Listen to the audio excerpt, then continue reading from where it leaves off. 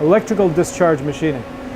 It takes electricity and you take an electrode and you cut the shape of whatever you want to make on the electrode. It can be square. I mean, you can get some fine details in there. It's easy to cut rather than cutting these deep pockets in steel. So you put the shape on there, you put it in here. All three of these EDM machines have Erowa tooling. The big one in the back is different. It's 3R tooling. So you put these tool holders in there and you put your piece of steel in there.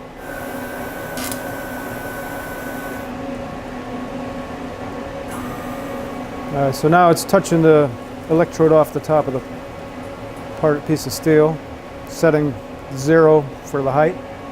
So you got to fill the tank up with oil because that flushes the dirt out between the electrode and the steel.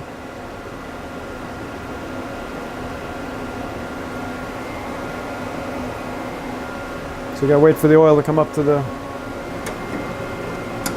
level of the block.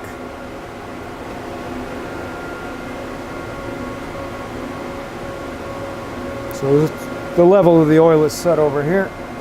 You just want it a little bit higher than the top of the block.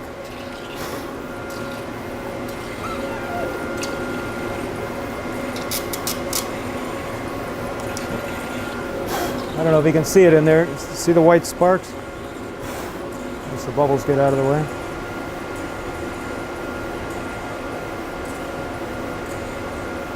So the machine's telling it how deep to go. I think it's burning 10 thousandths deep or something.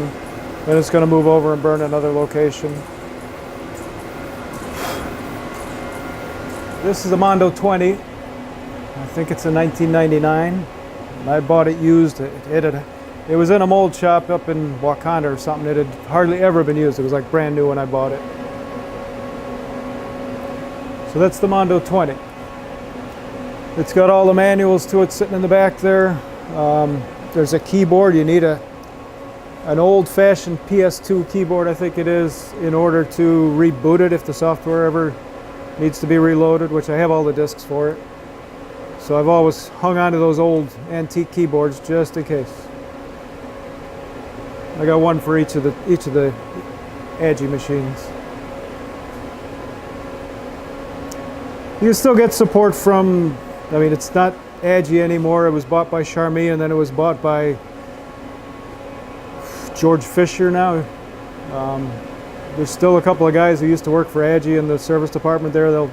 Got any questions, they'll talk you through this stuff.